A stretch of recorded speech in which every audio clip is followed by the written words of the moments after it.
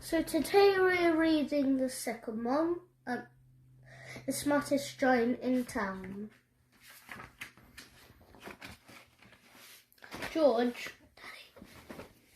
George was a giant, the scruffiest giant in town.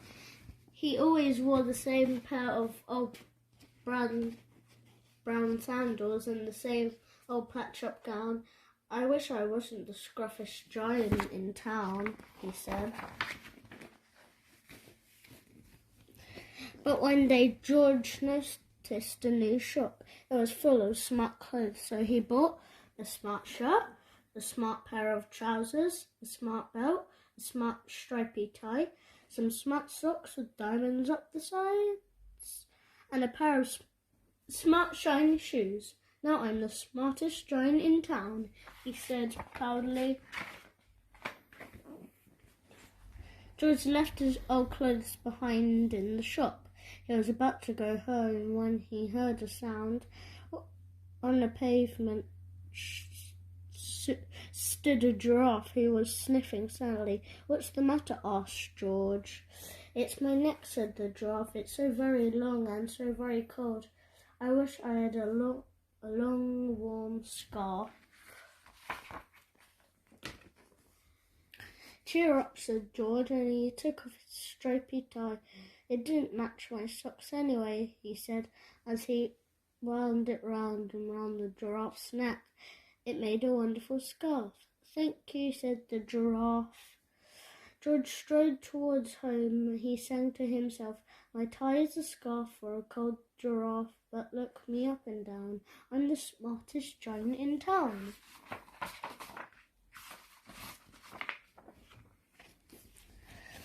George came to a river. On a boat stood a goat who was bleating loudly. "What's the matter?" asked George.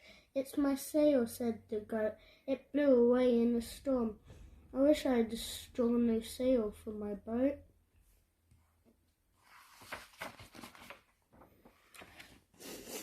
"Cheer up," said George, and he took off his new white shirt. It kept coming untucked anyway, he said, as he tied it to the mast of the goat's boat. It made a magnificent sail. "Thank you," said the goat. George strode on singing to himself, "My tie is a scarf for a cold giraffe, my shirt's on the boat as a sail for a goat. But look me up and down, I'm the smartest giant in town."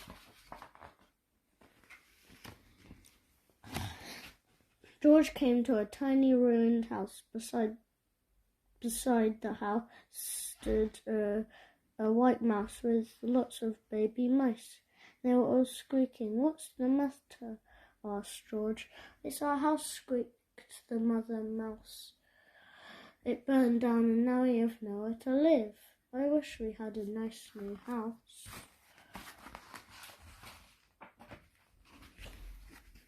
"Cheer up," said George, and he took off one of his shiny shoes. It was giving me blisters anyway," he said.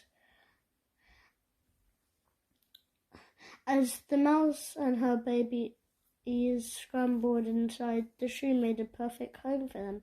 "Thank you," they squeaked. George had to hop along the road now, but he didn't mind. As he hopped, he sang to himself, "My tie is a scarf for a cold giraffe, my shirt's on a boat as a sail for a goat, my shoe is a house for a little white mouse, but look me up and down, I'm the smartest giant in town." George came to a campsite. Beside the tent stood a fox who was crying. "What's the matter?" asked George. "It's my sleeping bag," said the fox. "I dropped it in a puddle. I wish I had a warm, dry sleeping bag."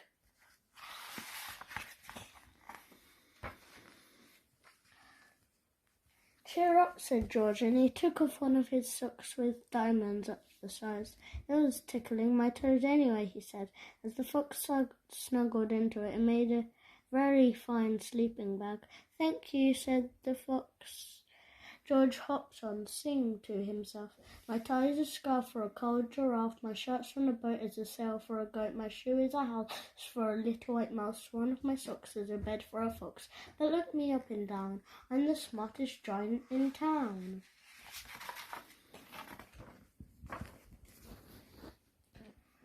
George came to a big squelchy bog. Beside the bog stood a dog who was howling. "What's the matter?" asked George.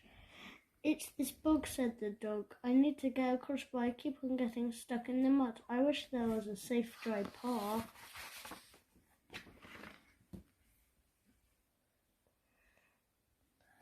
"Cheer up," said George, and he took off his smart new belt. It was squishing my tummy anyway," he said, as he laid it down over the bog. "It made an excellent path." "Thank you," said the dog. The wind started to blow, but George didn't mind. He hopped on, singing to himself. "My tie is a scarf for a cold giraffe. My shirt's on a boat as a sail for a goat. My shoe is a house for a little white mouse. One of my socks is a bed for a fox. My belt helped a dog who was crossing a bog. But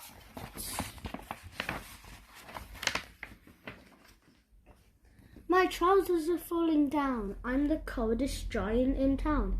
Suddenly George felt sad and shivering and not at all smart. He stood on one foot and thought, "I'll have to go back to the shop and buy some more clothes," he decided. He turned around and hopped all the way back to the shop. But when he got there, it was closed. "Oh no," cried George. He sank down onto the store doorstep and a tear ran down his nose. He felt sad as all of the animals he had met on his way home. Then out of the corner of his eye he saw a bag with something familiar poking out the top. George took a closer look. "My gown," he yelled. "My dear old gown and sandals." George put them on. They felt wonderfully comfortable and the coziest giant in town, he cried, and he danced back home along the road.